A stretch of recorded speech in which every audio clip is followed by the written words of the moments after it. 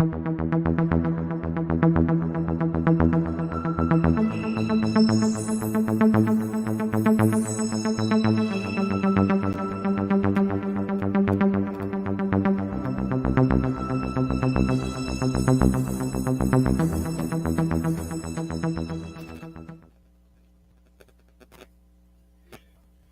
right, it is Tuesday night.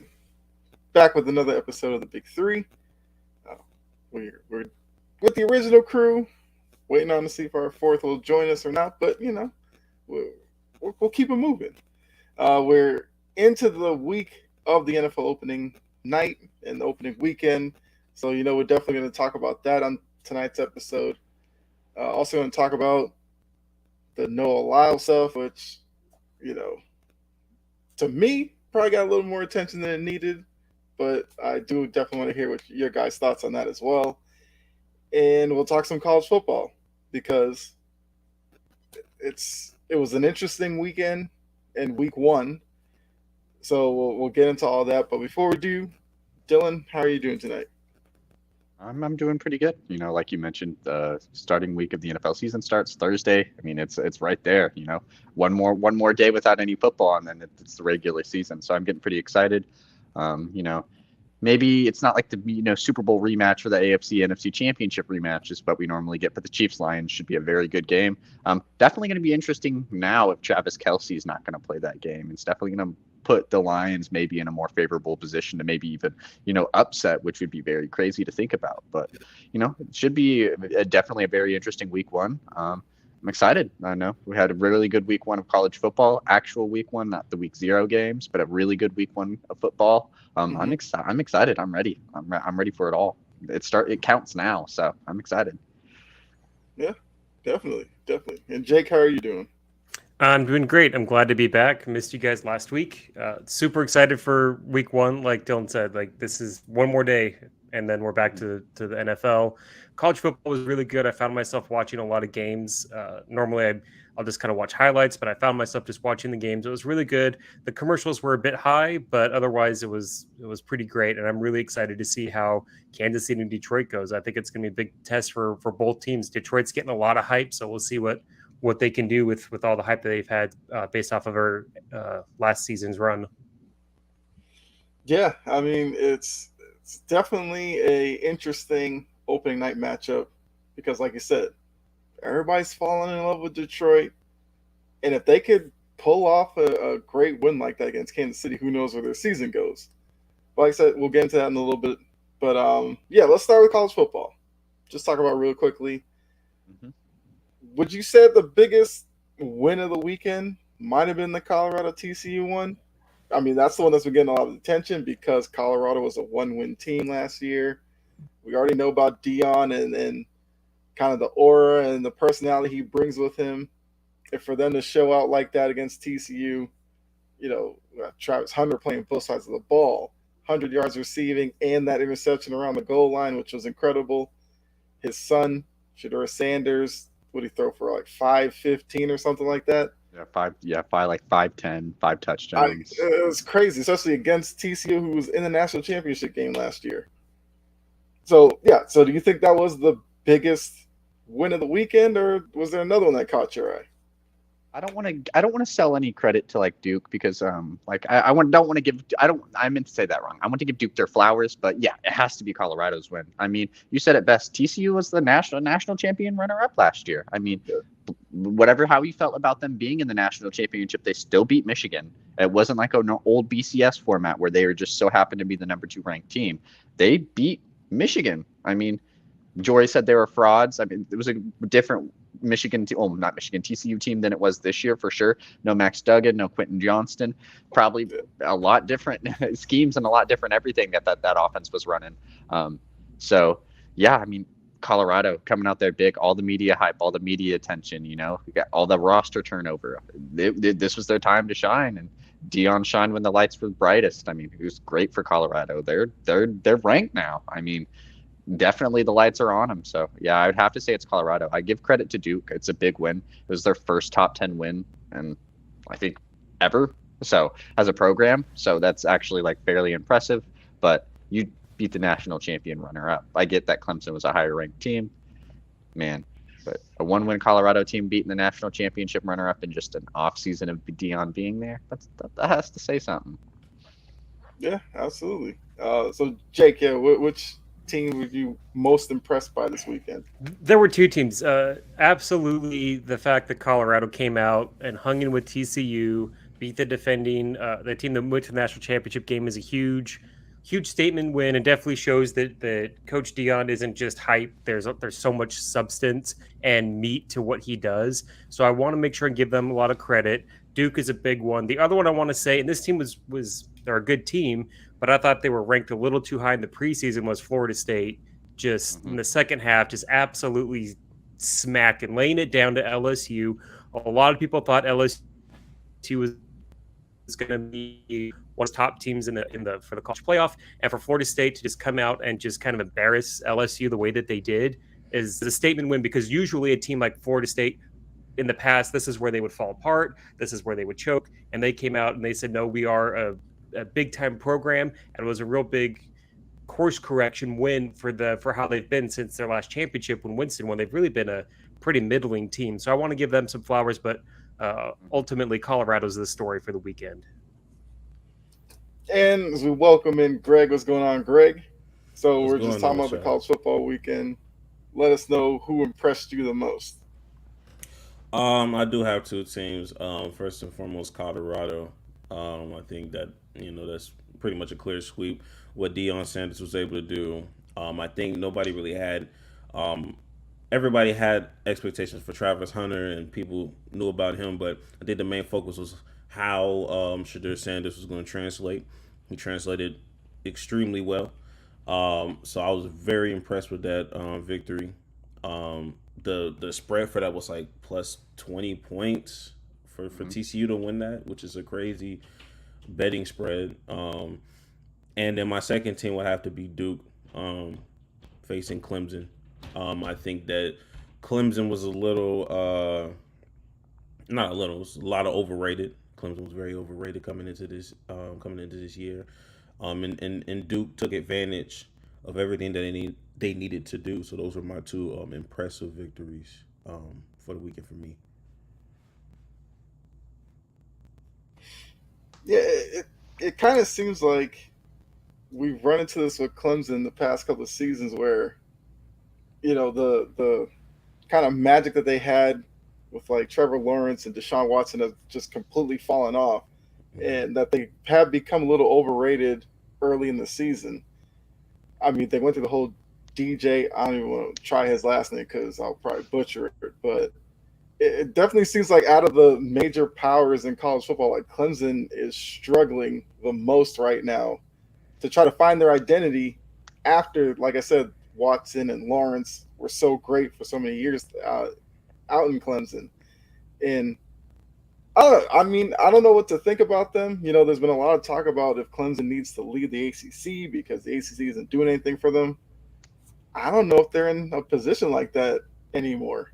I mean, I don't know if you guys agree or not. But. No, I mean, I agree. I mean, looking at how we saw that week one game, I mean, when they have to go up against Florida State, it's probably not going to look too pretty for Clemson. I mean, even a team like North Carolina is probably going to give them a lot of trouble. Even, man, Pittsburgh looked really good too. So you have a bunch of different of these ACC teams, who aren't really super big themselves. I'd maybe give North Carolina a little bit of the credit. Florida State definitely being a very big team. But yeah, if Clemson just goes and just has like a 4 or 5 loss win season, I mean, what are you going to say then? I mean, you don't look too hot then as a 5-loss team against in the ACC, especially if they lose a random game to like even maybe Louisville, if they lose to one of these other unranked guys who aren't really known for being a football powerhouse, it's not going to look super good on them.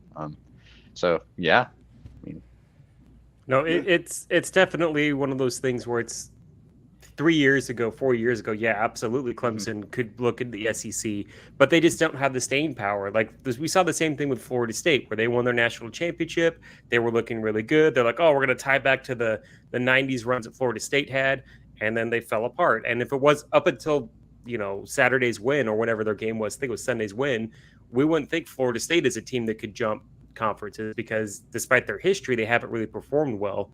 So I think they're just fine in the ACC. And it really just goes to show what Nick Saban has done at Alabama for the staying power since 2008 to just go through all this turnover and still be a top 5 team year in and year out. Really, I mean, it's people act like it's easy, but it's not, because if Clemson can't do it, Florida State can't do it. I mean, even Ohio State, Oklahoma have hard times kind of recycling through to get there, but Alabama just always seems to be there.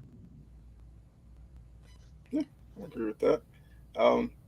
I guess staying kind of ACC, the news about Stanford, Cal, SMU, I guess it's official, wherever they're going to join the ACC, which I still cannot wrap my head around like how that's supposed to work, but it's a thing now. And I guess the ACC has 18 teams. So what are your initial thoughts about those three joining the ACC, obviously leaving the Pac-12 in, I don't know, in the graveyard at this point, only with Oregon State and Washington State out there with the box on the corner trying to find somebody to love them. But like, do you think it's going to work with those three, or do you think it makes sense for those three to join the ACC? And we can start with Greg on this one.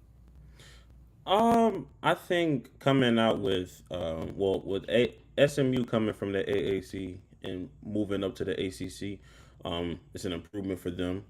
Shout out to them. But for it to work, I was very confused. It was like a head scratcher to me. I just don't see the direction. I know that a lot of things are happening all at once. You lose Colorado, you lose a whole bunch of teams going to different conferences, and everything is kind of breaking down right in front of you. But it just seems like these are kind of not necessarily desperation moves, but these are very like fast moves. And I'm just kind of, a little bit intrigued about the thought process of how we got here. And that my overall statement is, I don't think it's gonna work. I don't know how it's going to work, and I don't know what the conversations were like to even get to this point, honestly. I mean, yeah, to basically agree, none of it makes sense to me. I mean, I don't know why. Maybe because is this conference realignment only for football? Like, my understanding is it's all sports. Okay. So I'm not sure if different teams like for example, SMU or anything like that offer different things in different sports, but it feels interesting. Teams like Oregon State and Washington State, teams that were Power 5 conference teams are not getting picked over schools like, SMU and even like BYU, different things like that, these non-conference Power 5 schools. It's interesting to see what's going to even happen with the Pac-12. I was watching, I think it was on Saturday, I was just watching a halftime report from one of the games. No, it was Sunday. I was watching the Oregon State game. And basically they were saying like the Pac-12 has a lot of like money and media and playoff rights. So, I mean, it seems like the Pac-12 should try to lure in all these Mountain West teams to keep them as the Pac-12, because it still would be it would still be a conference. They would still get, their rights and different things like that. So, I mean, it's going to be interesting to see what happens there. You got to feel for those teams like Oregon State and Washington State who are, not being lured by other conferences to come join them. They're kind of just in the shambles of what's left of the Pac-12. You got to feel for the athletes. You get different things like that as well too, being bought by the hype of the Pac-12, getting to play different schools like Oregon, different things like that. And this goes for every conference. I mean, me even being an Oklahoma fan, not thinking that there's going to be bedlam, it kind of sucks a little bit, not knowing you're going to have that Oklahoma State matchup every year. It's usually the last week of the season. It's hyped, especially in the football aspect. So it sucks when you see that. I mean, it stinks. I mean, I get creating new rivalries, but I mean, the thing about college football that I liked, it like geographically made sense. The conferences made sense. I mean, when you play school, it's like in school, and when you play in high school, you're not playing someone in, California if I live in Kansas, because that doesn't make sense. You're going to play people that's near you, and that's like the whole point. I don't know. Yeah, I'm personally against all this realignment. I was okay with a couple teams here and there. I like when Division II schools get to go to Division I, different things like that. It's nice to see, but I'm not a big fan of just throwing everybody wherever just because it makes sense financially and money wise. And all these schools get money. Is really what it boils down to. We'll get some good games. I mean, I imagine Oregon, Ohio State's going to be really cool in football, getting to see that, but it's also really cool when you get to see it in a national championship where these two teams don't normally play. That's what gives you kind of that energy, that buzz. It's kind of question marks on both sides. You don't normally see them play often. Now we're going to see them play all the time. So maybe, who knows how this is going to work? There's 18 teams. Yeah, I mean, I'm not surprised in the sense that it happened, because you look at it and it's all about money, and the Pac-12 just has never been able to really be the big draw money-wise compared to the ACC, Big Ten, SEC, and Big 12.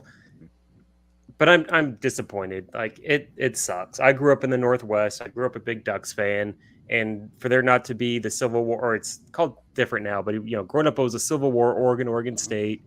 There was the Apple Cup, Washington State. Those things meant something, and for them to be taken away just sucks. It doesn't make any sense for a conference named the ACC to have teams on the Pacific Coast. Like, it doesn't make sense in that way. I'm not surprised because, again, the money's there, and I think what I'm hoping this will lead to at least is some sort of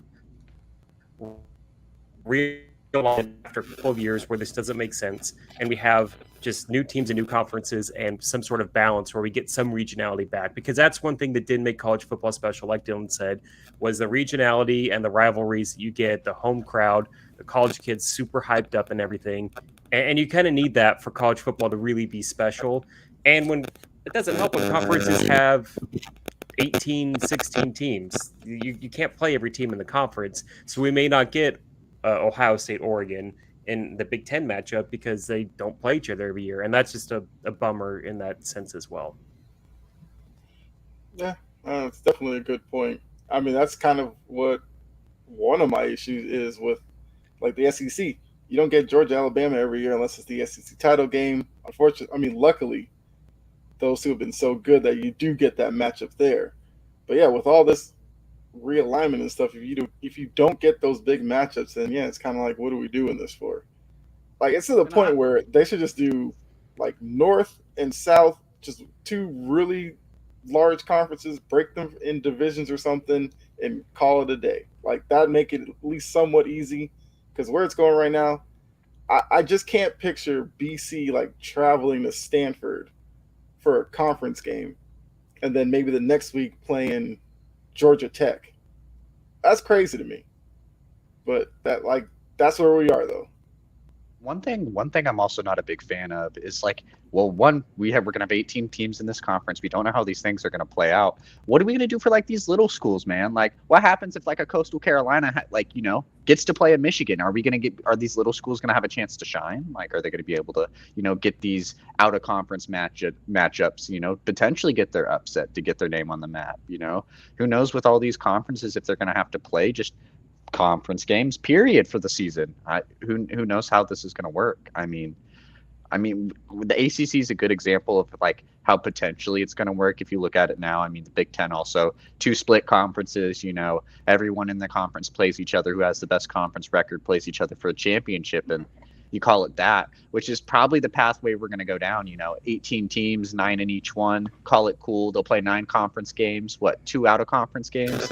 It's probably how it's going to happen. 8, whatever. But I don't know. It's weird. I don't like it. Sucks. Yeah, and also too, just as a shout out, like, this is terrible for every sport that's not football. When you think of, like, softball, baseball, lacrosse, all the sports that are smaller, that have to do way more traveling. These students, I mean, it was already hard enough where they have to play their games. They have, like, a midnight red-eye flight, stuff to do their tests. And now, instead of just going, a 2-hour flight, it could be a 5 or 6 hour flight across the country. And you do have to just, the NCAA is always going to say they're student athletes. Student comes first. And they're just hosing these other student athletes with their opportunity to be students. Yeah, they're going to be like, oh, they have the NIL, and it's like, that doesn't, help them get back in class on time. Yeah, they're not doing no work. They're not doing no work, man. You saw the Duke quarterback being like, hey, can you, like, extend my assignment? That was funny. And that's Duke. Like, they be, like, great. They good with the academics. Like, they known for that, so. That's funny. His professor told him no, by the way. Yeah. He still. They should have got it done beforehand. I don't know. We'll see where this all ends up. Yeah. So hopefully back to where it was. Maybe. Look, I say it every year. I miss the old Big East. It was fun. At least BC had a chance. I just don't know how they'll ever have a chance in the ACC. I miss the Big East NCAA too. 24, the game. That's that. Okay, for NCAA 24, can we just all agree that we're not going to buy the game if we can't do like custom conferences? Yeah, Because man, they I had don't it want in to NCAA play 14. with this. Yep. They had it in NCAA 14. They can do it. They can Let do me it. just redo everything, do all the bowl, Back to all normal. that stuff. Yep, that's my first plan. I'm not even gonna do a sim with this new conference stuff. Nope. No, screw Everything's that. going back to normal. I'm glad I'm not the BC's only gonna one feeling that way. And BC's gonna rule the Big East for Kyle. His new Big East. It's a dream. It's a dream, man. I mean, losing to Northern Illinois. Like, what are we doing here? But That's crazy. it is what it is. Let me catch some comments really quickly. Jory said she does not like the direction of college football, which is what we've kind of been agreeing with. And she also said with the NIL coming into play, it stopped being about the athlete and started being about the money. We definitely agree with that. Key, what's going on? And Daniel Barry, what's up? All right. I mean, any last thoughts on college football before we move on? I think it's always been about the money. I have to say this. Oklahoma won 73-0. Like, so we saw some absolutely scoring just monsoons this weekend. Oregon dropping 81, Ole Miss dropping 73. You had other teams dropping like USC dropping like 66. Like, it was wild, you know. Mm-hmm. Oof. It was fun to watch. Especially that Oklahoma game. Yeah. Okay, let's go ahead and get to Noah Lyles, because he won a world championship and then sitting there as a little press conference decided to take some shots at the NBA. You know, he brought up that he's a world champion because he's facing a sprinter from Jamaica or whatever. He beats them. He's a world champion. I still don't understand why he singled out only the NBA, but this is the path he chose. And he said that when the NBA wins a title, they call themselves world champions. He said world champions of what? Which led to Kevin Durant and some other players going at him. It's a whole thing. So I guess very simply, did Noah Lyles have a point, or do you think, like the NBA players, he's just out of his mind? We can start with Jake on this one. I won't say he's out of his mind necessarily. I won't go like that low of a blow, but he's definitely, his statement is incorrect. I'll put it that way. Like, the best way you can put it here is the best players in the world play in the NBA. Which top foreign player is not playing in the NBA? Can we name that guy? Like, I can't think of a top foreign player that's currently not in the NBA that's eligible to play in the NBA. Like, they're all here. He's 16. Yeah, right. And if you name the top 10 players in the league, there's probably, at least 5 that are foreign born. Like, you have Giannis, you have Luka, you have Embiid, you have Jokic. Like, and that's just me off the cuff. There's 4 names I can name right there. 4 top 10 players, at bare minimum top 10 players, and they're all foreign dudes. Like, this is where people go. Just because they don't have the World Cup, just because they don't have, like, they do have the FIBA, but no one's, like, bring your Spanish national team and play against the Denver Nuggets, and we'll see how things go. It's not going to work. He's trying to get, I don't know if he's trying to get attention or what motivated it, but he's wrong, because the best players come to the NBA to try and win because it's the highest level of competition. That's where they're called world champions. It's the highest level of competition in the world. All right, Greg. The question was, what was he out of his, was he out of his mind, or if he had a point? I just don't know what point was to be made by it. Honestly, I just think it's not about what you say. It's not about what you say. It's about, how you say it and why you say it. It's just kind of like, what are you insinuating by even saying this, for real? By technicality, I mean, he's technically correct, but you're saying that is assuming that we can't be world champions. I'm assuming, and I think it all boils down to people don't like American arrogance, and I think on top of that, that when it comes to Noah Lyles, he's just trying to prop up track and field. Honestly, I just think that there's just not a lot of coverage outside of them being in the Olympics. When they do anything that's in the States, nobody's really watching that. And I think that he was trying to use that platform to be like, okay, yo, like this is a world championship. Like, people call themselves world champions all the time and don't compete. Da da da.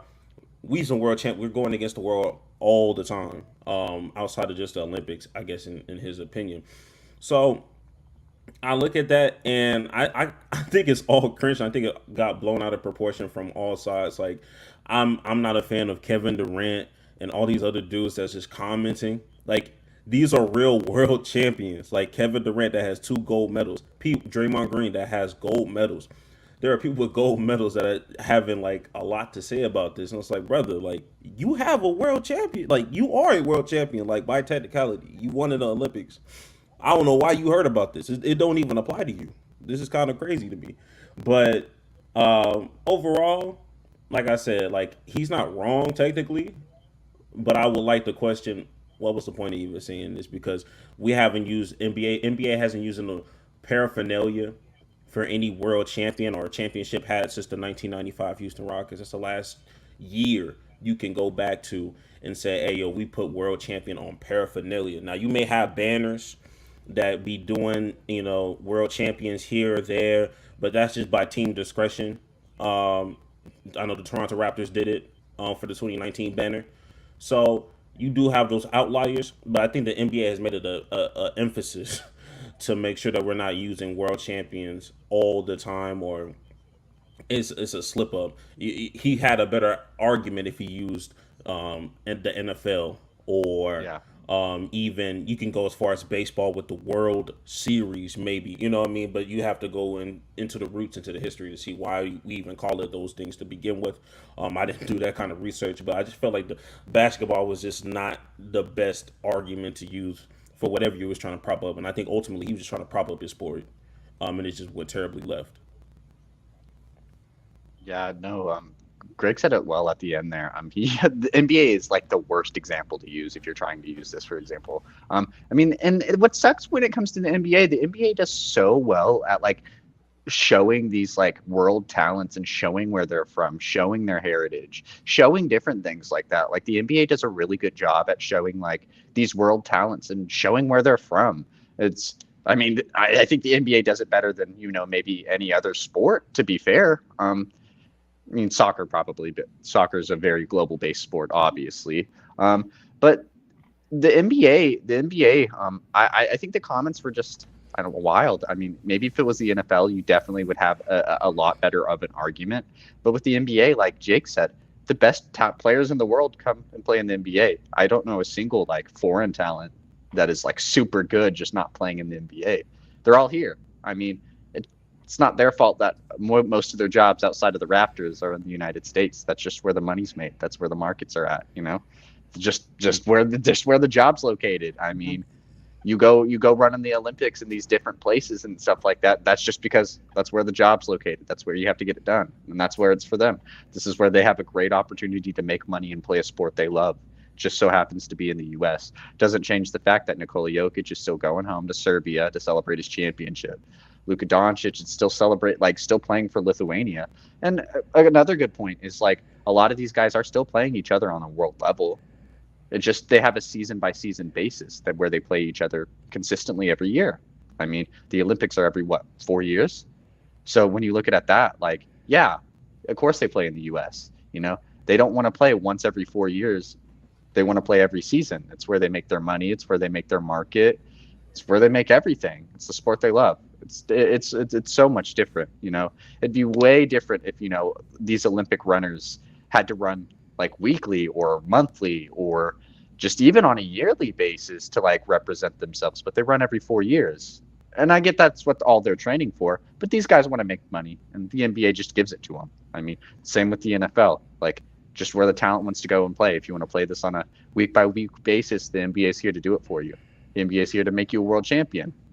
It's where all the best talent's coming from, is from the world, from the United States. A lot of these players who we're seeing even playing like the FIBA World Cup, a lot of these dudes are in the NBA. I mean, some of them aren't, of course, but a lot of the dudes are still representing their country. Mm-hmm. I don't see the issue. They're representing their country when it's due, but Yeah, no, that's very true. I mean, it was brought up last night on Cheap Seats, so I gave my opinion on everything, but just to let the new viewers know, I I guess kind of like Greg, I see where Noah Lyles is coming from. So with that, I can agree with him. And also, as it was brought up, it was weird that he used his moment to go at the NBA like that. But for me, it's like a world champion. It's an international competition. So I think Olympics, World Cup, something like that, as technically being a world champion. Because when you look at soccer and you have the Champions League, when they win that, they call themselves the best team in Europe because they understand when you win the World Cup, you are a world champion because you're representing your country. So technically, yes, he's right. But in the grand scheme of things, I don't understand why the NBA players had felt the need to respond because to me, whether you call it a world championship or not, it doesn't really bother me in any way because I understand what you're saying. mm-hmm. So, but then again, looking at the players who did respond, look, Kevin Durant is probably the most sensitive guy. You don't have burner accounts if you're not sensitive as to what people say about you. So seeing him respond, understood it. I mean, Booker, whatever. And it's just like, I don't understand why Lyles made the comment and why so many people are so up in arms about it. And then it's like the conversations turned into, well, NBA has a lot of global players. So I don't even think that's what Lyles was saying. He was just talking about the actual championship involved is not a world title. But, it is what it is. That's just how the conversation kind of morphed into.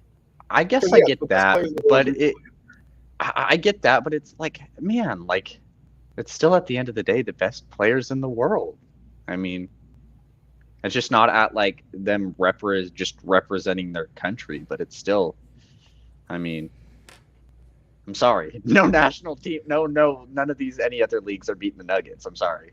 Bring Spain's team, bring them any French team, bring any European team. They're all probably losing by 40 to the Nuggets. So I don't know. It's weird. These are the world's best talent because it's not like it's diverse. It's a very diverse team. I mean, Nikola Jokic is from Serbia. Jamal Murray's from Canada. These are the world's best talents, all diverse on the same team. I don't know. And it's kind of like how Melvin pointed out. Once again, it's like the technicality of it. A team from Cleveland beats a team from San Francisco. How are you a world champion? Technically, yes.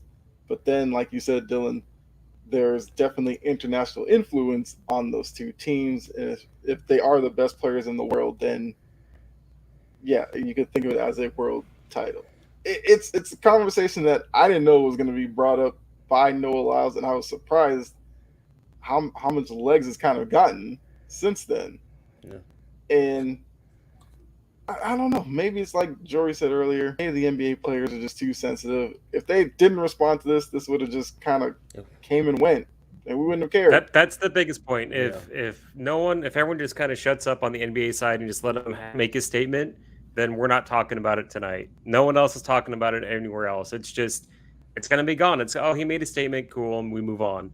But now it's a sports topic, and now we have all these sides, and maybe that's what he wanted. Maybe he wanted more discourse on it and everything, knowing NBA players are thin-skinned. I imagine he went trending for a little bit with it. So I mean, he definitely got some viewership on him, regardless of what he was trying to get out of it. But I just think the NBA was like the worst example to take. I think if he went at the NFL, I think everyone probably wouldn't have really said anything. I mean, the NFL makes a big deal getting like a punter coming from over for like Australia. It's like the NBA has like 13 dudes from Australia already. Mm-hmm. It's not I wonder bad. if he did make that comment about the NFL, who would have responded? I don't think anybody would have responded. I would have been like fair. I'd have been like, maybe one of these rugby teams could probably take on an NFL team. Might be a little more aggressive. It's possible. And those rugby dudes are built different. That's just a special kind of athlete there. The Arizona Cardinals or whatever rugby national team is in Australia right now. I don't know. I'm not sure Kyler Murray's running away from all them big dudes. They're quick too. Yeah. Probably the size of their leg. That's an interesting topic. Could a rugby team beat the Arizona Cardinals? Well, probably, but that's more about the Cardinals than about rugby. Let's just Very be true, real. True. Yeah, it's very true. Okay. Well, got those out of the way. Now we can get into what we really came here for tonight. Meat The and NFL. potatoes. It's opening week. We got to talk about the NFL.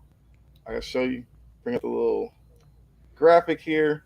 So I got Okay. scoreboard ready to go for this year. I'm gonna keep track of it. We'll Ooh. see who's the best on the big three. I like it. And making NFL picks. Man. Just want to put it out there. So for those of you listening, we're gonna make our picks each week.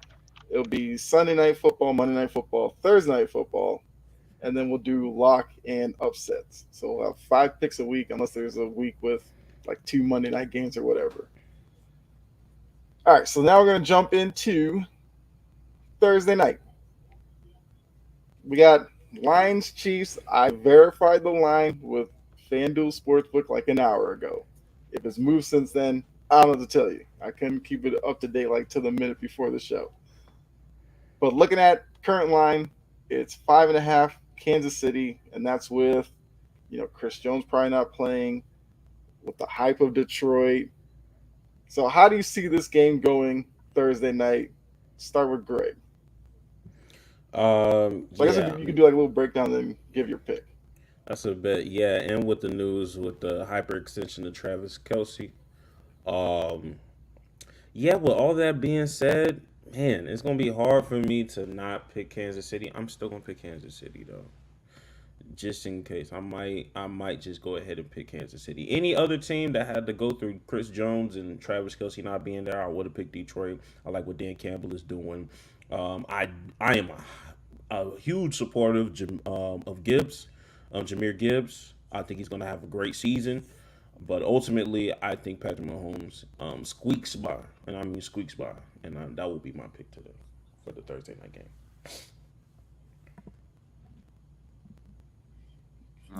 I'll go next. ahead, Dylan. Keep it simple. Yeah, I kind of agree with what Greg said. Travis Kelce not being there is going to suck. Kansas City isn't anything too spectacular on defense, especially on the running side of the ball.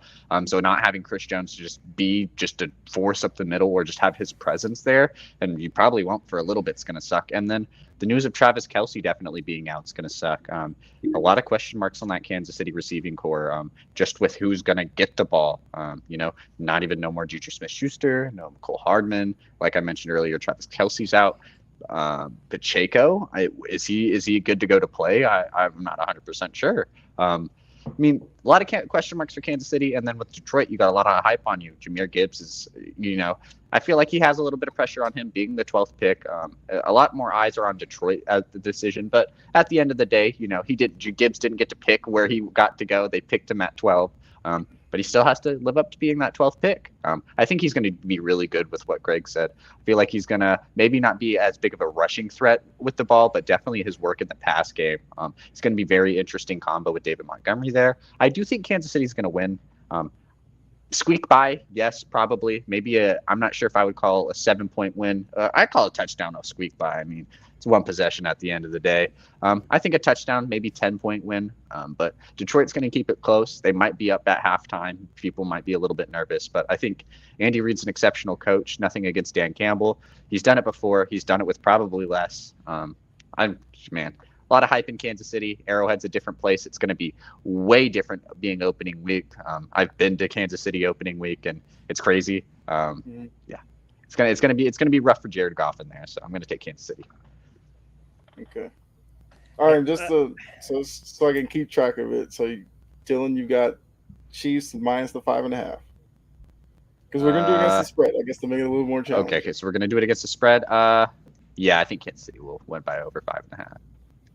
Okay. And Greg, same thing? Against the spread? Okay. Yeah, I will. All right. Go ahead, Jake. All right. A lot of weird things happen in week 1. There's always weird games. There's always weird upsets that kind of blow everyone away. We can remember back to Pittsburgh last season. opening week. There's absolutely embarrassing Cincinnati. But I don't think that's going to happen here. I think Kansas City's going to win. They don't have a great receiving core, especially with Travis Kelce out. But they do have a really good offensive line. They can run the ball. Detroit, I don't love their defense. I didn't, in particular, love their draft. And I feel like Patrick Mahomes is going to make sure that this is the start for them going to repeat. And you have to start with not just a win, but a convincing win. I think it's going to be probably a 10-point game by the time it's all said and done. They're going to try and find ways to get things to work with the new players that they have, and it's probably going to end up being a score of 24-14. I don't love Detroit's defense, and I don't love Detroit's coaching staff either. Campbell gets his players behind him, but he's going to make a mistake. He's going to have some weird call, and that, like Dylan said, this place is going to be rocking. They're hyped for this. They're ready to defend their title, and I think it's going to be a Kansas City win. So I'm taking the Chiefs.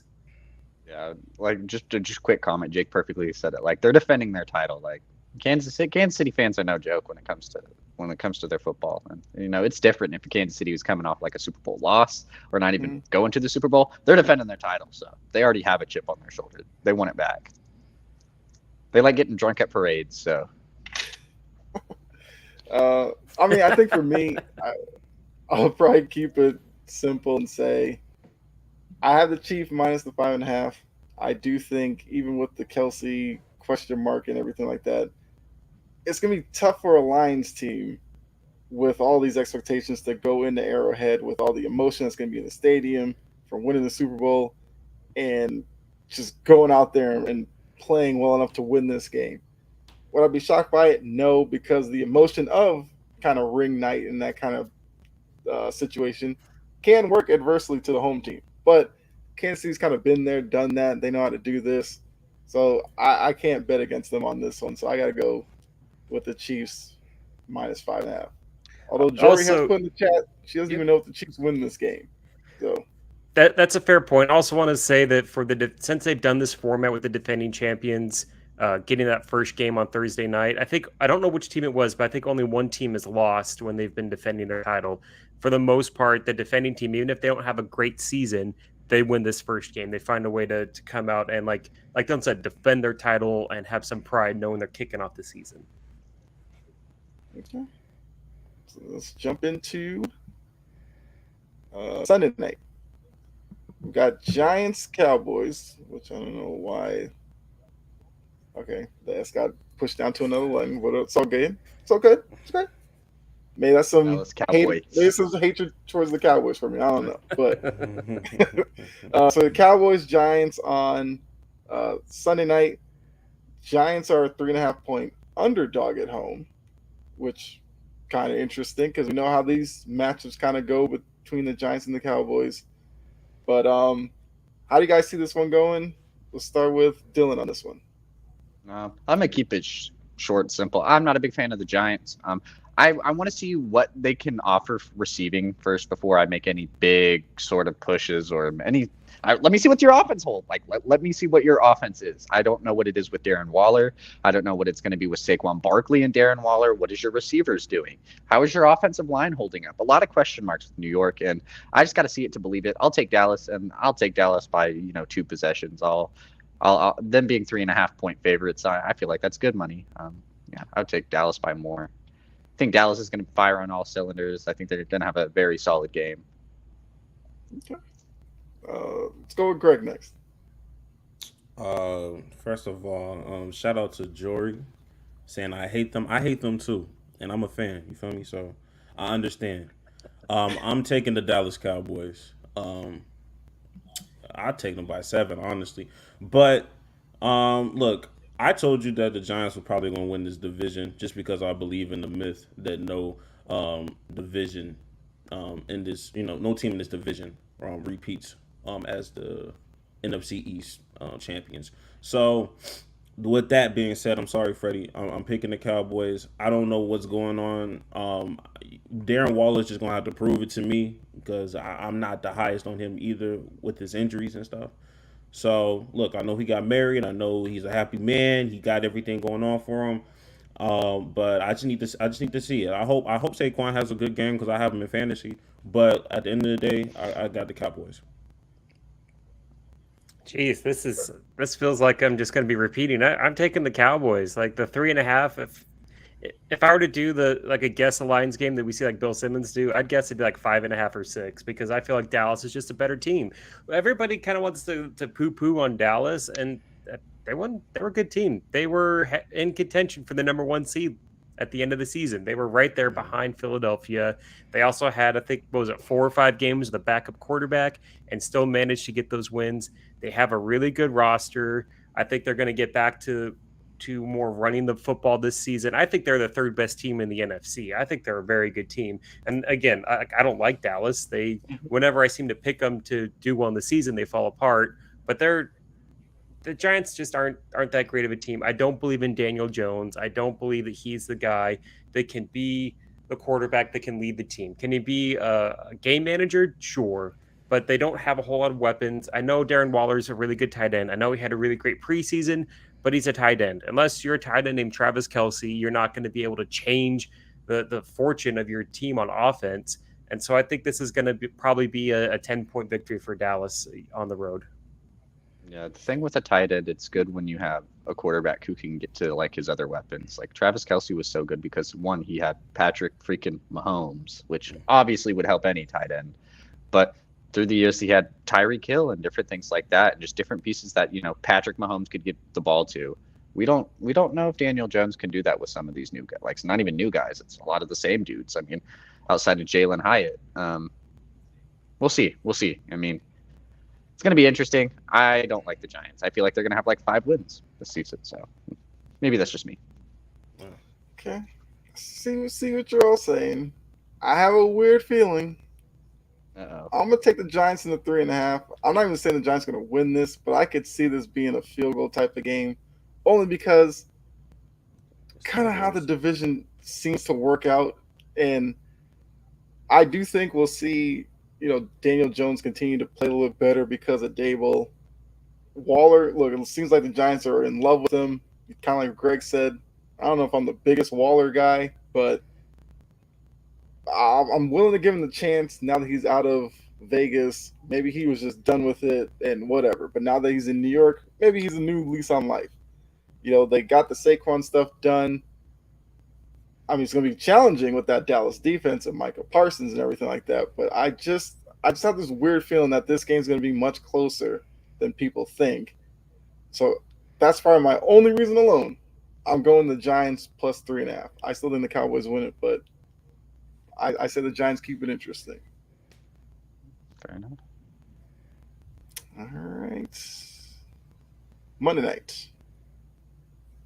Probably the game that I guess a lot of people are probably looking forward to. We get Aaron Rodgers right away. Get Josh Allen. Maybe surprisingly, in New York, the Jets are a 2.5-point underdog. Little interesting there, especially with the Buffalo Bills and Stephon Diggs, Josh Allen situation. The defense that the Jets play, you thought that might give them some type of advantage in this game. But yeah, so how do you guys see this one going? It will go, I guess, Greg, Jake, then Dylan. So go ahead, Greg. I'm going to take the Jets. I don't feel confident saying that, but I'm going to take it because I just won. I just feel like somebody on this panel is going to pick the Buffalo Bills. I'm going to pick the Jets. It's just something about the Bills. I think the Bills may even have a 12-13 win season this year. They may, they're really good in the regular season anyway. I just think that Sauce Gardner, this New York Jets defense, Josh Allen's just going to have to prove to me that he's going to protect his ball and not throw no interceptions. I think Sauce Gardner going to get a pick off in this game. I think that I'm a little interested to see what Dalvin Cook is going to do. I know that they're trying to slowly bring in Breece Hall, dealing with everything he has. Aaron Rodgers with his weapons, he seems pretty, confident. I'm not a big Aaron Rodgers guy. I was glad when he left Green Bay, so the Cowboys ain't had to deal with him no more. But at the end of the day, I'm gonna pick the Jets. I think the Jets go ahead and win this. Actually, I think they're gonna win outright. Okay, so this is an interesting pick because I am not a huge fan of the Jets. I think there's a ton of hype for them for a team that has a 40-year-old quarterback who had his worst season since his rookie year and isn't known for taking care of his body. But I think the Jets win this game. I think it's a close 3-point win. And I think it's because the Jets have to win this game. If you look at their first, I think it's 7 games, there's like 2 easy wins throughout there. And even then, like the Patriots are one of them, and their Patriots aren't going to be an easy one because their defense is going to be really good.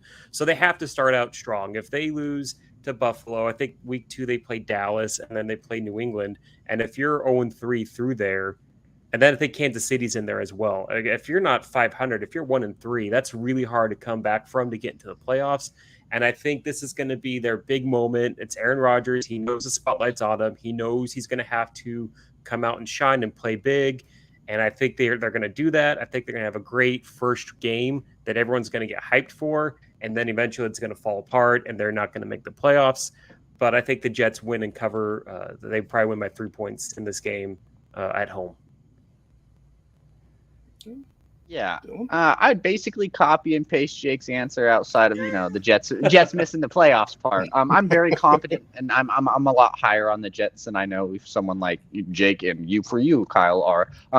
Man, maybe it's because I've seen Aaron Rodgers just kind of like just casually just always make it to the playoffs, and the Packers just always be really good. That a team that it seems like they're really kind of going all in this season around him, getting pieces like Dalvin Cook. I'm not sure Randall Cobb and Alan Lazard are big pieces, but definitely making Aaron Rodgers feel comfortable signing those pieces. There's going to be questions about that offensive line, but the good thing is Buffalo's defensive line isn't the greatest in the NFL either. Is Von Miller ready to go? Is he playing week 1? I'm not sure. Nope, I don't think so. I'm pretty sure he's still out. So that's going to be a big piece that's not there. I know they traded Boogie Basham away as well too. So their defensive line is definitely going to have some question marks as well. I like New York at home. You said it really good. It's this big moment on ESPN Monday night in New York. Aaron Rodgers is going to get like probably a 10-yard scramble touchdown, hit the discount double check in New York. Everyone's going to be screaming. It's going to be going wild. Yeah, I think New York's going to get it done. I feel like they could get it done by 10 points and kind of shock some people. They would get a good, solid statement win. Like Jake said, like they need to start now. Like some teams can, go throughout the season, pick it up in maybe the second half or like earlier in like week 4 or 5. The Jets have to go now. Like they have to fire on all cylinders now because they got a murderer's row of opponents coming up. Like you got to go Dallas next week. Kansas City. Oof. And even playing the Patriots is going to be rough because their defense is just going to hit you in the mouth. Like they're going to not maybe be the greatest talent wise, but they're going to hurt you. They're going to hurt you. It's not going to be fun for the Jets. So I think they'll know that they need to win. They'll get it done now. Okay. This game, look, ESPN knew what they were doing, putting these two against each other because I'm not high on Buffalo. I kind of would love to see it crash and burn in Buffalo, although I love Bills Mafia. Great group of fans. The team on the field, I don't know. If the Bills can show me that they will make some commitment to the running game that's not Josh Allen, maybe I would think highly of them. But that's not going to happen. I know it's not going to happen. I'm intrigued by them seemingly going with like a 2 tight end set because they did draft Dalton Kincaid. You figure he's going to be on the field a lot. And Dawson Knox has kind of been a staple of their offense a little bit, so I want to see what that looks like. That's the Jets. Man. You guys know how I feel about Aaron Rodgers and the Jets. I think it's going to crash and burn. But I do think it's kind of the honeymoon phase right now. So I could see Aaron Rodgers doing that, scrambling in, getting a touchdown, Jets fans' hopes getting up there. And, ESPN's going to go crazy the next day talking about, the Jets are back. And then I'm just Super Bowl favorites, baby. Couple of weeks and they face New England, and New England just takes it to them, and then all Jets fans will go back to their miserable selves, and I'm just going to be loving life. That's my hope. Whether or not it happens, we'll see. Trust me, if the Jets are successful, people watching right now, I will become more and more miserable on this show. I'm putting it out there right now. I cannot have the Jets be successful. My heart can't take it. All right, so I'll say all that. I'll say, look, the Jets get week 1. I'll give them week 1 because, like I said, I just think I just feel like Josh Allen's gonna be running for his life, being chased by these Jets defenders, and he's probably gonna force himself into a couple of turnovers, which will ultimately lead to the Jets winning this game. So I'll take the Jets plus the 2.5. My stomach hurts just saying that, but I'll keep it real. All right, so now we've gone through the primetime games. We now have the rest of the schedule. And yes, I went through. I got all the lines for all the games. I'm committed. See, I'm committed to this. I like it. So I do like it. we're going to go through. So from the rest of the schedule, give me a lock and an upset. So obviously the upset would have to be you're picking one of the underdogs to win. Actually, pick an underdog to cover. I don't know. I mean, if you want to be bold and pick an underdog to win. No, yeah, it's to cover. Yeah, even better. And then the lock, of course, is you're picking a favorite. So we'll go Jake, Craig, then Dylan. Okay, so I'm going to give both my picks first. Yeah, Let's do that. You can just Okay. do your So lock in up. all right. So my lock, and I hate to do this, Kyle, because I like you. I'm locking Philly to beat New England. I think Philly, again, it's a statement game for them. I know it's not like a primetime game, but Jalen Hurts wants to make a statement. There's no Super Bowl hangover. I know there's some questions about New England's offensive line for their guards, if they're going to be healthy, if they're going to play. And Philly's got a great D line. I think they're going to come out and have a statement win. 3.5. It feels kind of. I would think it'd be like a 4.5 kind of a point spread. So I think Philly's going to win. They're going to win pretty soundly, probably by 10 points. And my upset of the week, I'm really confident in this, is the Pittsburgh Steelers.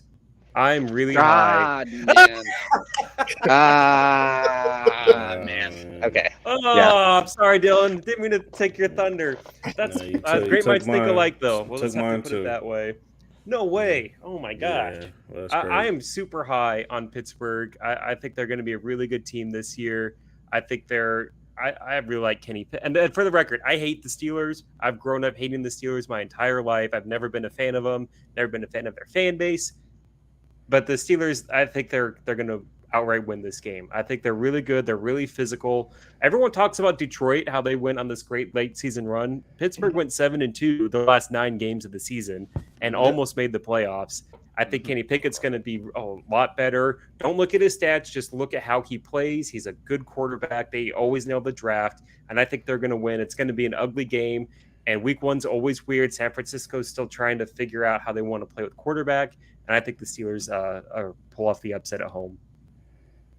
Sorry, guys. I didn't know I was going to ruin everyone's picks. No, it's all good. That's like the whole reason I asked, like, hey, are we doing an upset pick? Because I was looking at just like the schedule and I was like, ooh, the 49ers and Steelers play at home for the Steelers. I want to pick the Steelers. I thought it was going to be unique, but I wasn't. I will say you didn't take my upset, so I'm still good. Okay. So for me, my lock. All right, so go ahead, Greg. Yeah, my lock in would be Baltimore versus Texas. That's my lock. Gotta have Baltimore winning. That's a good one. Pretty soundly right there. Lamar got a new contract, got some new weapons, got some new toys around him. And look, the Texans. Its Rome was not built in a day. It's gonna take some time with them. So that's an easy one for me. Now I was gonna go upset Steelers, 49ers, but I just have to be different. You know what I mean? Since you took that one, I'm gonna have to be different. So on the fly, I am going to take. You know what? Give me Colts. Okay. Give me Colts. Give me Colts versus Jaguars. I'm taking the Colts. And Jim To cover the spread. All right. Okay. I'm not saying that they just gonna outright win this thing. I'm just saying just cover the spread. That's what I have. Okay. All right, so I guess it's time for me. My lock, I was going to go down the path of doing the Ravens-Texans, but I didn't know we were doing spread at first, so I never like picking a team who's a 10-point favorite. It always feels weird because if you win by 8, it's still probably a good win. You could win by 9, it's probably still an okay win. I don't like picking 10, so I don't like being a homer, but I'm going to pick Seattle. It's the 12th man, first week of the season. The Rams have a lot of question marks. Cooper Kupp's not going to be probably playing this game either. This is Seattle's showcase right now for the home fans to say, like, hey, we're here, and we have a stake in the NFC as well too. I'm hoping that that Jake's upset of the 49ers Steelers does happen as well. It'd be very good to start off being 1-0 and being the only 1-0 team in the NFC West, because I don't have to mention the Cardinals, but they're probably going to lose. Who knows? But yeah, I like Seattle at home. This is going to be a big showcase game for them. See them winning by 14. Points, calling it good, just having a good fashion old school running game, because that's probably all they really need to do. So yeah, I'll take Seattle as my lock. And then my other upset, give me the Packers. I'll take them the outright win against the Bears as well too. I'm very high on the Bears. I do like Justin Fields. I do like what the Bears have to offer, but there's a lot of turnover in that whole just team point blank period, from the offense to the defense. It might take a little bit to get them going. They could struggle. Jordan Love looks good. He looks polished. He looks like he can get to the receivers. Aaron Jones is a really good running back. They still have A.J. Dillon, and that defense is still one of the top. I wouldn't say one of the top, but still has a great defensive talent all around with Jair Alexander, Rashawn Gary, different pieces like that. I could see Green Bay, having a comfortable win, winning by a field goal, would cover it, would still outright do it, even a touchdown. So give me Green Bay. Maybe make some noise. I do really like them this year. I really am high on the Bears, but I do think Green Bay could just kind of shut everybody up and be like, hey, Jordan Love's actually good. Green Bay's here to stay. All right. I'm going to go crazy with my upset. I'll tease that. My lock, I think I'm going to take Denver minus the 4 over the Raiders. That's what I was going to do. I'm feeling like, especially for the first week, I think we're going to see a really good game from Russell Wilson. I think Sean Payton will have them ready to go. For the Raiders, I think there's a lot of question marks as to what's really going on over there. And I think Denver gets that one. My upset, I'm actually taking the Texans plus 10. Look, say what you want about the offense. I do think, Pierce will be able to run a little bit. I know Baltimore's defense is tough, but I'm actually looking at Houston's defense, and I think they might be able to give Baltimore some trouble. And it's going to be the first week of the new system. Might not be clicking on all cylinders from week 1. And I think Texans make the Ravens sweat a little bit. Baltimore probably still wins it, but I'm not a big fan of that 10-point spread, especially for week 1. Nah. So I'll take the Texans plus the 10. We'll see. We'll see how these picks go. I've written them all down, so I'll have the scoreboard updated next week, and we'll definitely have a lot of fun with this. But they go perfect. Awesome. We'll see. This is exciting. This will be fun. Yeah, I'm ready. I'm ready for this. So I will say, just going to throw out here, don't be surprised if Tennessee beats the Saints. Like, I'm a Saints fan, and that 3-point Tennessee's still got a good roster. They're still excellently well coached. There's a lot of change in New Orleans. I was thinking about that for my upset, so I just want to throw that out there. That Tennessee's still going to be good this year. That coaching staff is just too good. That game definitely crossed my mind as well. I'm sure Jory appreciates that because I agree. No Kamara. We'll have to see. First time with Derek Carr and those receivers. Got to see if Michael Thomas can make it through a game first before we decide that he's all of a sudden back to, slant God or whatever you want to call him. Can he make it through a game before we start giving him that nickname again? And for Tennessee, I feel like what you're going to get from Tennessee. They're going to line up. They're going to hand it to King Henry, and if you stop them, cool. If not, you're going to just see more and more of them. Maybe DeAndre Hopkins gets a touchdown. Lets people know that, hey, they can throw him the ball when they need I feel like we're going to see like DeAndre Hopkins. It's going to be like a play-action play after they just gave the ball to Derrick Henry for the 14th time straight, and they're going to just like throw a play-action pass, like DeAndre Hopkins touchdown. We're going to be like, oh, okay, this offense could be this.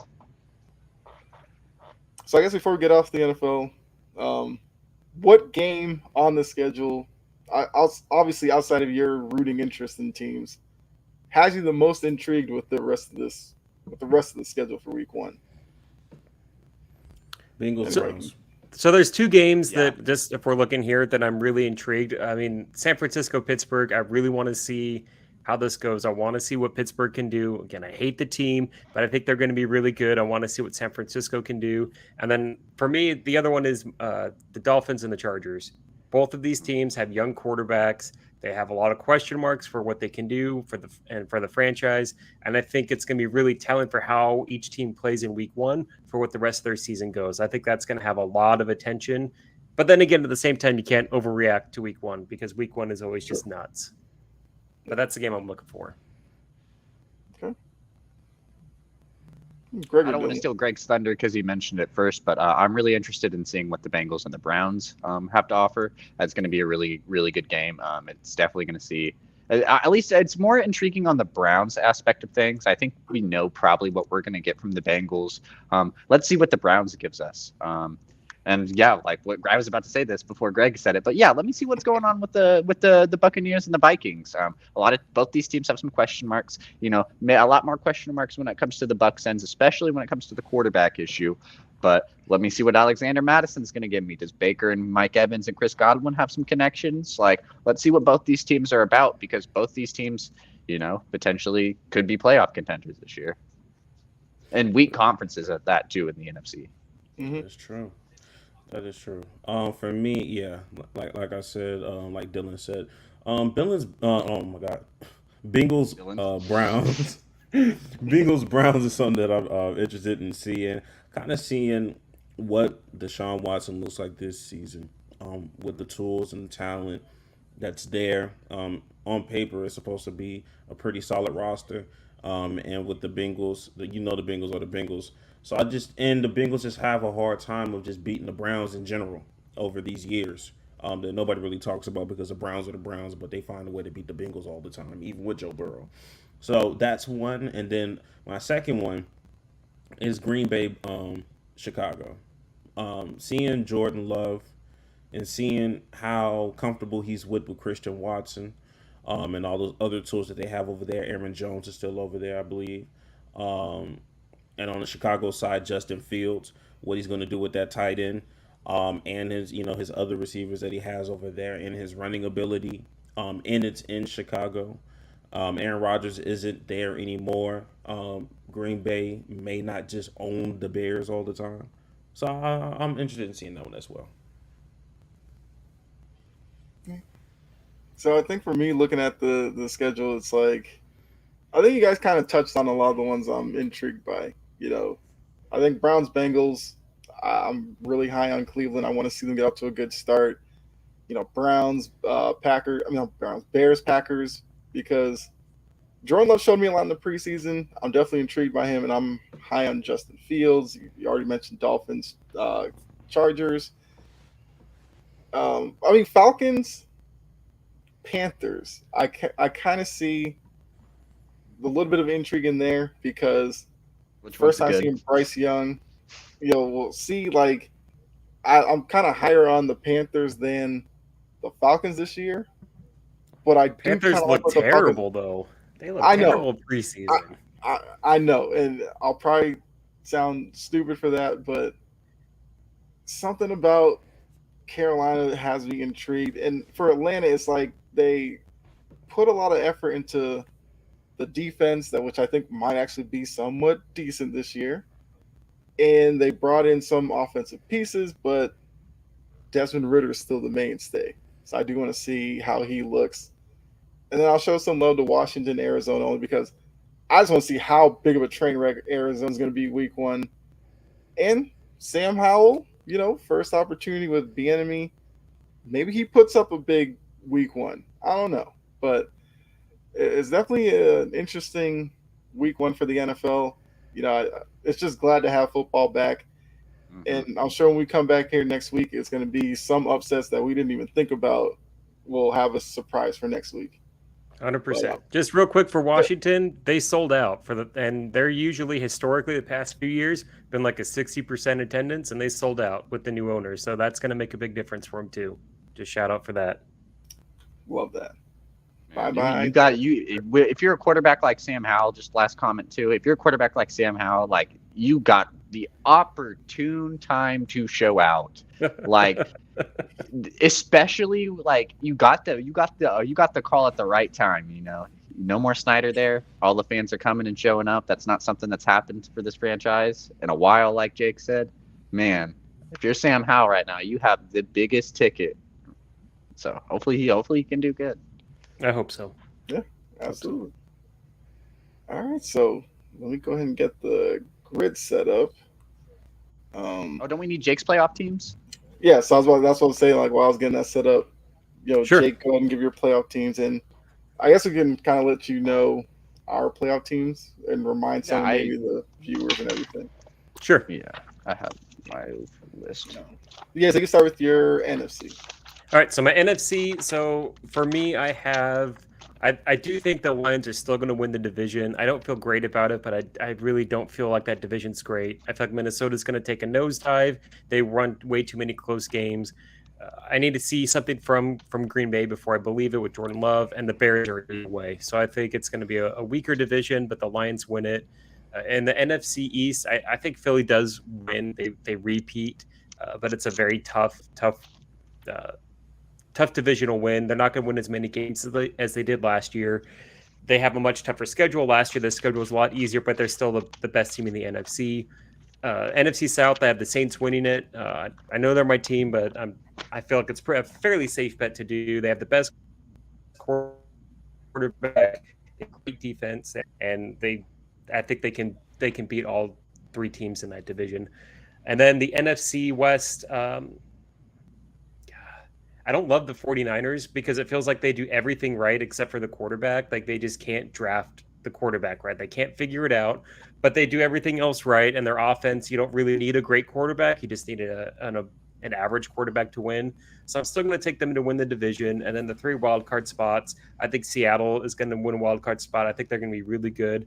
I think they're going to show – I think Gino's not going to have the second half kind of dip that he had. It felt like he kind of tapered off. He's going to have a full off season with the team, knowing he's the starter, knowing he's the man, and he's going to get the team to a wild card. Dallas will be a wild card team, and so will Minnesota. I think those are my 3 wild card teams. And then I'll just go in the AFC. AFC West, the Chiefs are going to win it. They don't have a great receiving core, but their defense is still improved. Great O-line, and I just can't bet against Patrick Mahomes. He's too good, and I'm not really sold. I'm not sold on the Raiders. I don't think the Broncos are going to be there, and it's really hard to do anything for the Chargers because they don't have home field advantage. I don't love their coach, and they haven't shown that they have the ability to win a whole lot of games. That being said, I do think they're a wild card team. AFC North. Man, I'm riding the Steelers. I hate that I'm riding the Steelers, but I think they're going to win the division. They're going to win 11 games. Cincinnati will win 11 games, get one of those wild card spots. But Pittsburgh, they're too well coached. They draft too well, and Kenny Pickett is going to be a quarterback. I think we had one of the predictions where top 10 passing yards or passing touchdowns. I had Kenny Pickett in my top 10. I think he's going to have a great breakout season. The AFC East. Man, this one's tough. I think Miami's going to do it. I know Dylan's pretty low on Miami, but I don't believe in the Jets, and I really don't believe in Buffalo. I think their window's kind of shrinking, and it's Miami's turn. It's now or never for Miami. And then the AFC South. Man, this is tough. I have so much respect for Tennessee. I have so much respect for the roster. So they play hard every single game. No one likes to play Tennessee, but I think Jacksonville has a lot of talent. They have a great coach, and Trevor Lawrence is going to level up again this next season and wins that division. So I just need one more wild card team. Man, I feel it's got to be Buffalo. Buffalo's going to be the last wild card team in. I don't love the roster. I don't love Josh Allen. I think he's a little over. He's still a great quarterback, but when people say he's the second best quarterback in the league, I don't buy it. I have him like 4th or 5th. but that team's still going to get to 9 or 10 wins and end up in the postseason. So I think that was all 7 for the AFC. Okay. I mean, I heard a little differences in some of your picks and some of ours, so I do think that's going to be definitely interesting as well. I mean, I did have my Patriots making the playoffs, but that was me being a bit of a homer, although I do think they're going to be better than some. Trying to see which pick was. So you don't have Baltimore in the playoffs? I don't. I'm really concerned about their defense. Their defense is not looking very good, and that's really weird for this team. Mm-hmm. And you have to have concerns about the health, about Lamar Jackson's health. It's a new offense, and also the AFC North is just a juggernaut. Like, that is a really, really tough division. The Cleveland Browns are still going to be a really good team, no matter how you feel about him and their quarterback. They're still going to be tough, and I think that's a team that just barely misses out on the playoffs. I mean, according to Chris Sims, you're crazy since he has them as the number 1 seed. But that's Chris Sims. Well, Chris Sims, man, I hate Chris Sims because he can't give the Saints credit for anything because they blew out his spleen. So I don't like him anyway. So I don't take any offense to that. Okay. And I mean, I did ask them the same when they gave their prediction. So the NFC team that you don't have in the playoffs that you think has the best chance to crash your playoff party, which team would that be?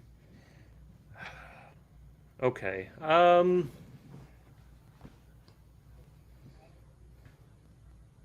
It's probably the Bears. It's probably, if everything goes right for the Bears, they could be the one that could crash it. They could win that division, and maybe sneaky or take the wild card from Minnesota.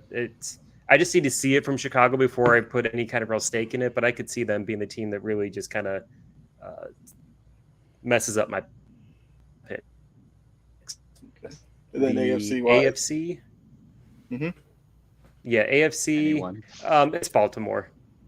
Yeah, it could be anyone. That's a great point, but it's Baltimore. I think I'll put it this way: if Baltimore plays to their strengths 100%, they could go to the Super Bowl. They absolutely could, but I don't see it this year. I think they're going to take a step back, and that AFC is just too tough. Okay. All right. Actually, I just remembered I did put on the topics list for like MVP candidates. So I guess we can go over that really quickly before we get to the grids. I think I said your top 3. If you just want to do like 2 or 3, it's fine. We'll go Greg, Dylan, Jake on this one.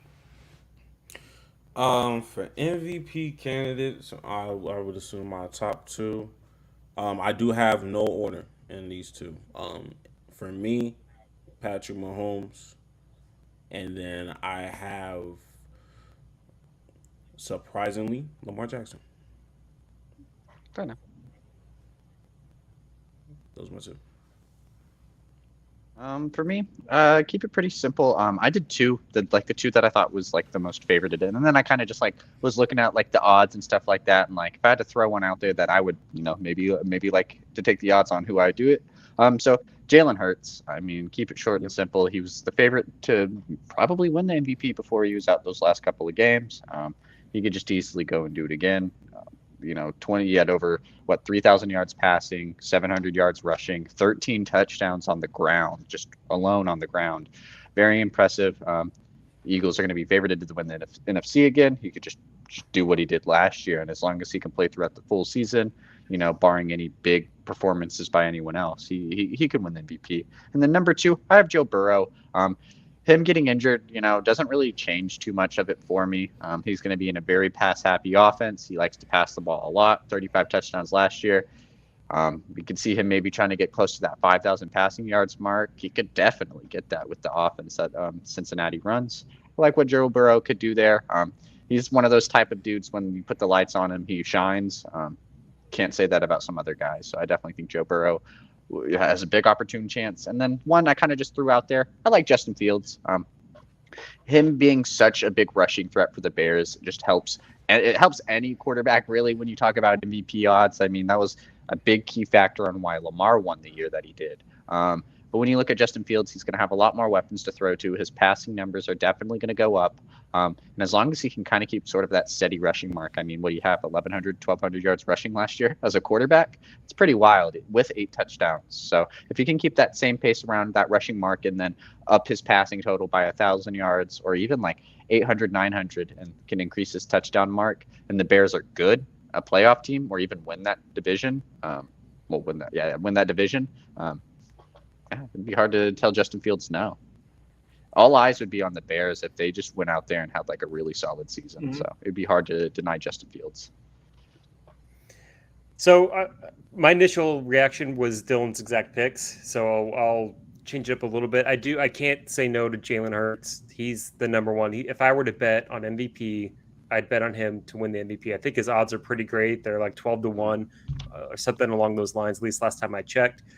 He's going to be great. He had a fantastic year last year. He missed a couple of seasons. And let's also not forget that their schedule was super easy. So he wasn't playing in the fourth quarter of a lot of games. Their schedule is a lot tougher. So he's going to be putting up more yards, more stats, and he's going to improve. I think he's going to be the odds-on favorite. They're probably still going to be the best team in the NFC when that matters, when you have that top record. So I go for him. And then the other person I'm going to say is Justin Herbert. Let's see what he can do. He's kind of been stagnant for a little bit. He's finally got a really good offensive coordinator in Kellen Moore, who's wanting to throw the ball deep, and that's what Justin Herbert does really well. If they get to like 11 wins, I don't know if they will, but if they get to that 11 wins and he has 5,500 passing yards and like 45 touchdowns and just looks like, the reincarnation of Dan Marino 2.0, I could see him easily winning it, and I don't think a whole lot of people are talking about it. But Jalen Hurts should be the preseason favorite. As much love as I want to give to Patrick Mahomes, super hard to win it back-to-back years, and Jalen Hurts is just – I think it's going to go nuts this year. I'd love to see Herbert win it, but I just want the Chargers to crash and burn in a fiery hole just so we can just see Staley get out of there. Just get Staley out of there. He should have been fired this offseason. Absolutely should have been fired. I want Herbert to have a really good season, don't get injured, go 9-8, and then get him out of there. Okay. Starting to see that. Just to kind of say on that, Dylan, I would just that I really wanted Sean Payton to go to the Chargers last offseason. Yeah, it felt like the biggest no-no, the Chargers to fire their coach, Sean Payton, and it's like a no-brainer. It should have, but the Chargers are just a poorly ran franchise, and now they're still stuck with Staley. So, yeah. But I'm finding out that some of us have some grudges against some teams, and I'm here for it. I'm loving it. Killing wants it's not so much that I'm a grudge. I don't have a grudge against the Chargers. Like, if the Chargers literally had any other coach on there, I would love the Chargers. I love Eckler. Eckler's one of my favorite backs in the league. I love Justin Herbert. I like watching him at Oregon. Like Keenan Allen, Mike Williams, Donald Parham, 6'8". What's not fun about that? Even their defense is really cool. Staley sucks. Get him out of there. I mean, you don't have to be super analytical, but that's like the most accurate thing that's been said on this whole, almost hour and a half podcast. He's terrible, and he should have been fired last year. Yes, yep, Brett says it great. I wouldn't trust Staley to coach a little league team. Absolutely. So for me, I guess I would go Hurts. I agree with that, and I would second one.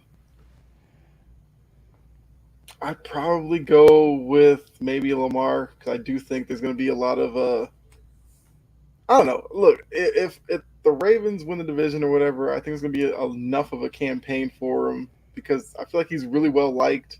It's just that unfortunately he just doesn't finish seasons and doesn't have the playoff, record to kind of back it up. So I could see him being in the conversation.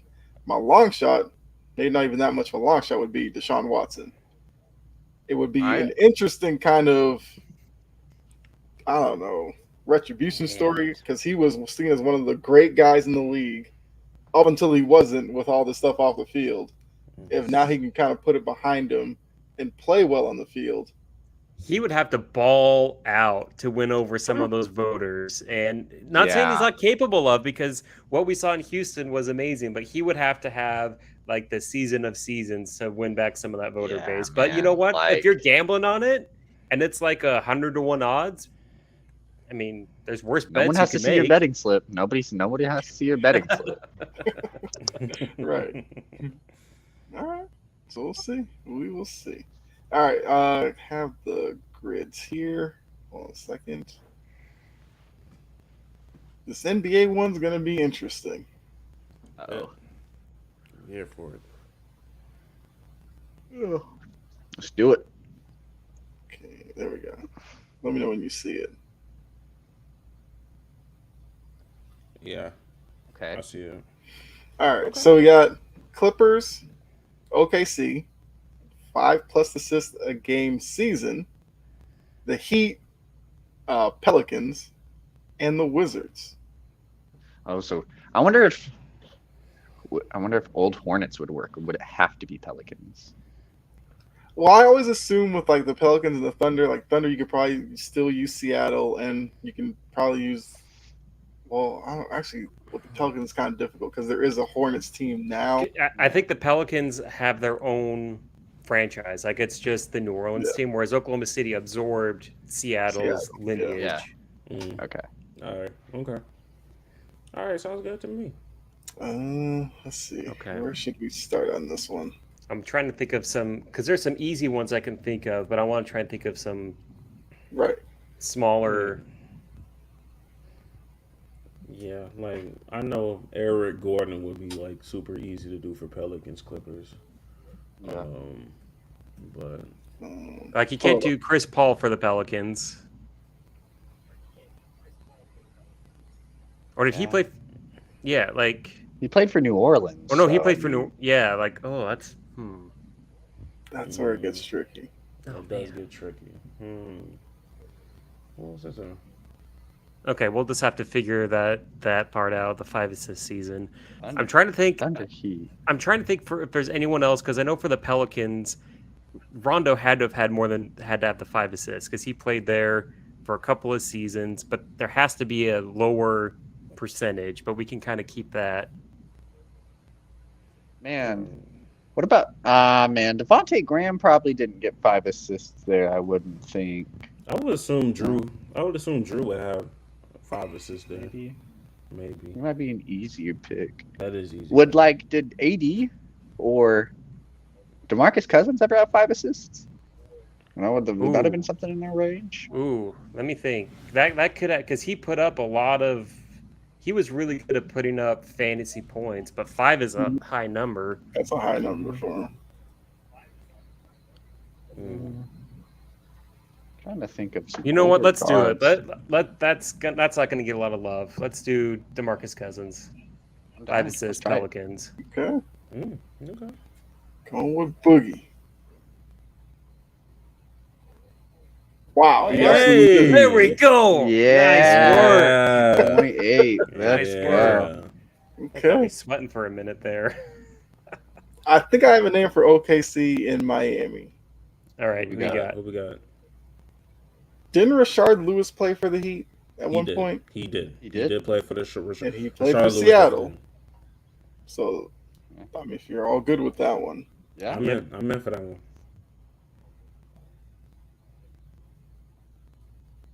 Nice. Yeah, 5%. solid. There we go. Solid, yeah. Off We're to a starting good pretty start. good. Okay. Heat, Clippers. This assist one's going to be interesting. Would Yeah, someone- 'cause, like- man, I'm trying to think of these like wizard guards who were like garbage, but probably had to like just pass a lot. So, or like, something. if we Ish can't think of Smith? anybody, John Wall, I know had. Yeah, Ish Smith. That could be a good one potentially. He played for like Everybody. He played every everywhere. team. Yeah. Let's see. Oh my god. Marcin Gortat. No, I'm playing. I don't know if he ever. I'm trying to figure out who else was guarding out there. Nick Young? I don't know. I guess that's not a horrible. I'm not sure. He's a shooter. Nick was though. shooting though. I knew he wasn't passing the ball. I know he'd be on Gilbert Arenas podcast. I know he don't be shooting like he won't be passing for real. Gilbert Arenas. Gilbert Arenas. Agent Zero. Okay. He was shooting. He was shooting too though. I'm willing to go Gilbert Arenas. Who was before? Wasn't- It goes because it goes straight from Gilbert to John. I feel like Wall, Arenas will either definitely. be crazy high because everybody kind of knows him, or maybe people are just forgotten about him, and he's just Maybe they gonna don't Yeah. think he's gonna have assists though. Is the Yeah. thing because Yeah, he's that a is true. agent zero. That is true. 16. That's not bad. I Nice. give him Yeah. 16%. That's not I'll bad. take it. I'll take it. Okay. So knockout Heat 5 assists. Who we thinking? Would someone like Mario Chalmers ever get 5 assists there? Yeah, he for I mean, sure. you got to think he for was passing. sure. He for sure got 5. I know he has 5. I was trying to figure out if there was anybody else that got 5. Do people I think mean, you about could Goran? probably think Do of people think of Hardaway. Goran Dragic have? I mean, Tim Hardaway is my guy. He's one of my favorite players to watch. Oh, Dragic is interesting. He Oh, was I with bet. Miami Yeah, I for a bet little he bit. did. I bet he did. Okay, we can go with Dragic. Yeah. You got that and Deion Waiters.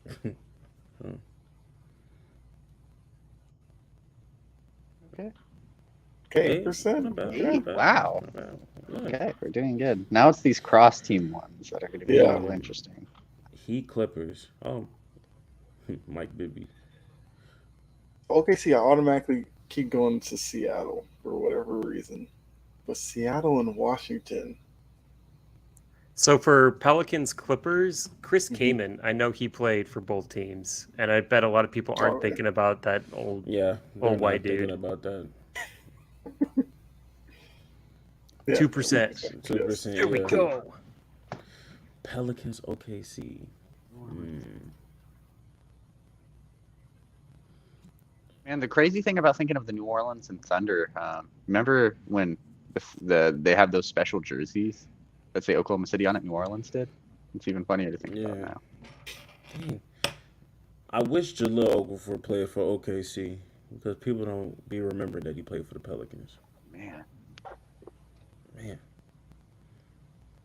Pelicans players.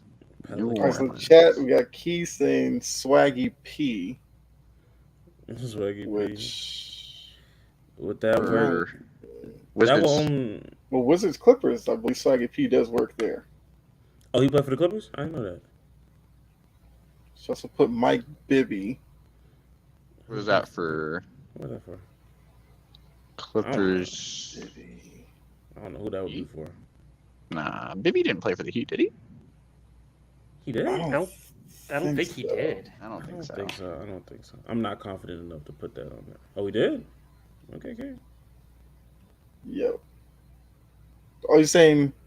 You saying he did? Oh, so you wanted to use Bibby because you put Yep. So I guess Oh, he said he did play for the Heat. Heat Clippers want to use Mike Bibby.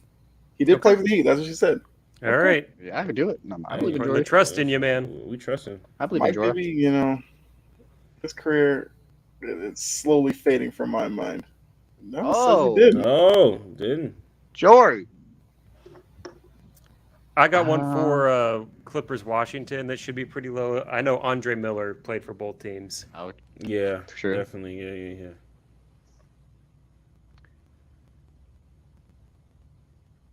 man, this might be a weird one, but Isaiah Todd, did he play for the Thunder?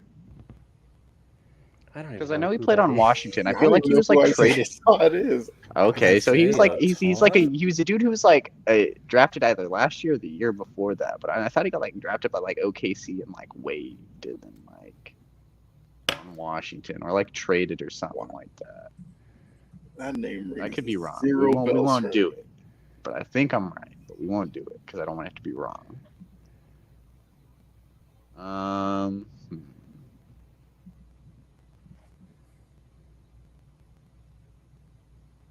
Kelly Oubre For who? for Wizards Thunder Okay.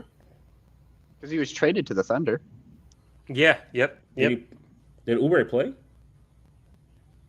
What? I don't think, Did yeah, he not I don't play? think, No. I don't think he played for the I Thunder though. guess he didn't. I thought he was like traded mid-season or something like that. I guess I could have been wrong. Fair enough. He was with the Hornets.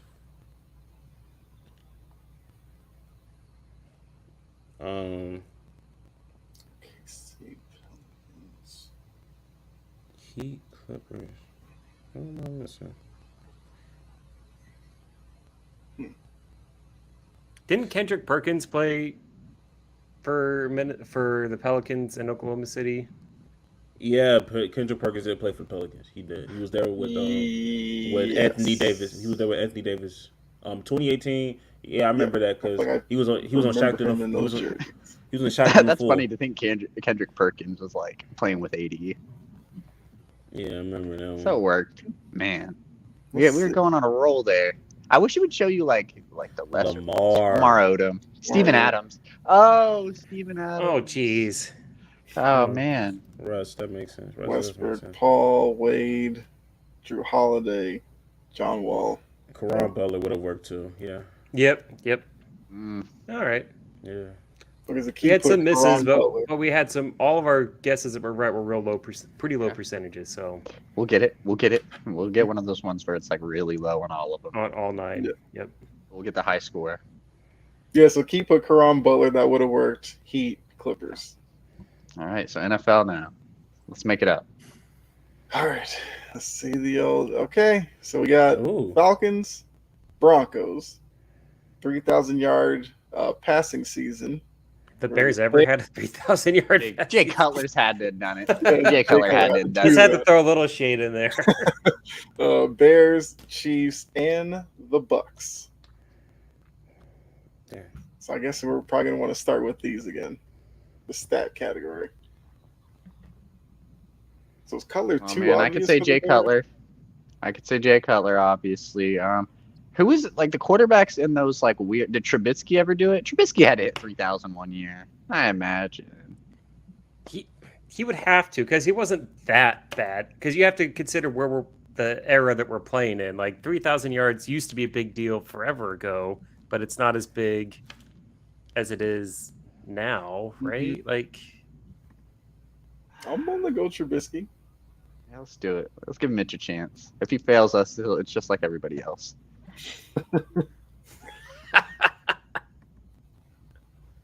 Hey, there we go, man. 15%? Okay. So KC, man, it's rough. So I don't know anyone in KC who's done that. Alex Smith, I know, did it once, so put him in there potentially. Joe Montana might have. What about Matt Castle? Because I know he played his last He would be hard to guess. Ooh, Matt Castle. He had to. Dwayne Bowe was a Pro Bowler. He had to have at least a couple times. Dwayne Bowe was a Pro Bowler, and I'm pretty sure. Dwayne Bowe, a name you don't hear a lot anymore. I haven't thought about that dude. And Dexter McCluster, like they had some people there. Some old Chiefs teams were fun. Yeah. Nice. 4%. Yeah. Nice. For that, Josh Freeman. What about for the Bucks? Josh Freeman. Another name. Forgot about that guy. Josh Freeman. Jeez. Yeah, there we go. There we go. All right. As Greg would say, after this season, you could put Baker Mayfield there. Loki? Nope. All right, so the crust teams once again. Oh man, he hasn't played yet for him. I was gonna say for Denver, Kansas City, you could put Frank Clark, but he hasn't had a snap, I guess.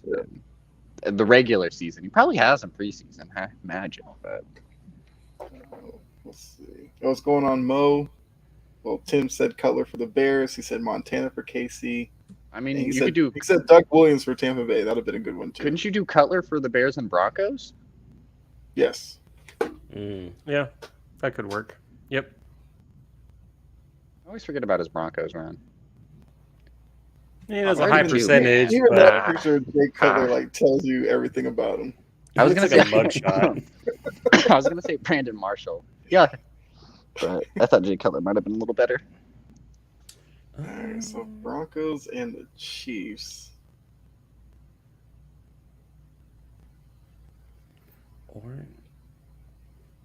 Broncos, Chiefs. Jamal Charles. Okay. For Broncos, Chiefs? Yep. Yeah. Oh, Tim said you could have used Kyle Orton for Denver, Chicago. So I was thinking that. I was thinking there's like one random, also goofy looking white quarterback that I can get. Okay, 52%. 52, really? I wasn't 100% sure people knew Jamal Wow. Charles ever played with the That's Broncos. He pretty played there like right. 1 year. KC Falcons. Broncos, Bucks.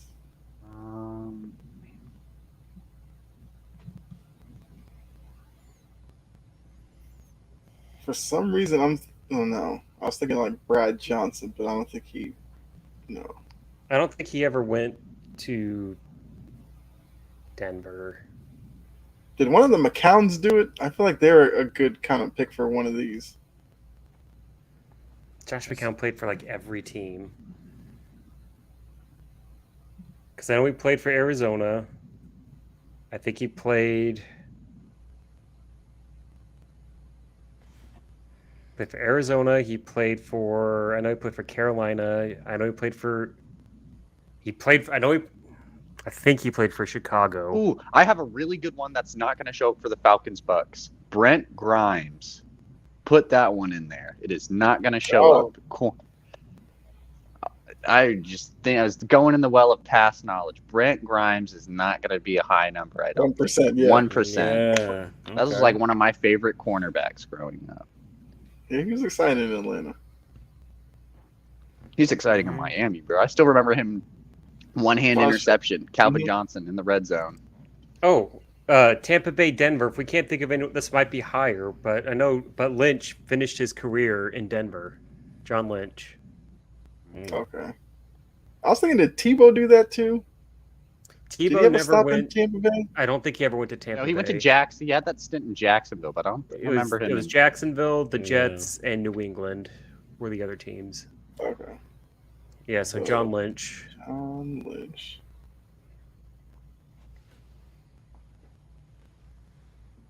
Yeah, Don't even have a picture. All right. talk about disrespect. I feel like there's someone on Falcons I feel like there's like a running back. Like a running back. What about Mike Davis? Never played for the Bears. Man, I feel like Was Devin Hester always with the Bears? Did he ever dabble with the Falcons? Ever?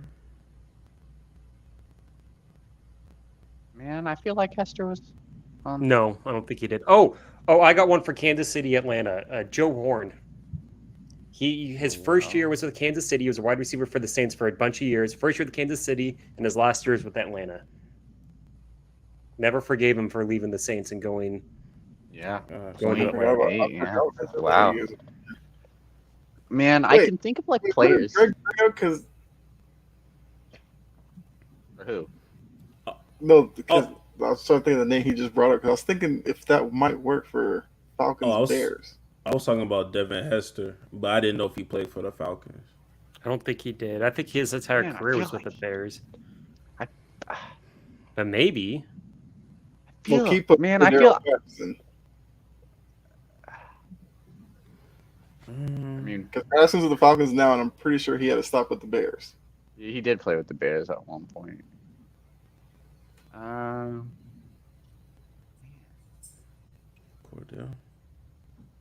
No, I think you're right. I think Hester did do both. Okay, so I was about to say, yeah, Hester. I couldn't remember the name that he said. But yeah, I think just for like no, some I'm sure he went to Atlanta. I'm almost positive he went to Atlanta for like a. Because didn't he break the record? I think he in broke Atlanta or something Yeah, like he that? broke the record with Atlanta. Yeah. So we got Hester we can use. We got Patterson. Who are you going with? I think Hester might get a lower number. Maybe. Because not a lot of people know that he went to the Falcons. Yeah, I mean, we didn't. Yeah, basically. Like Devin Hester. Probably like 60%. 188. Let's see. Well, actually, 38%. 38. Okay. I'm crazy. Let's see.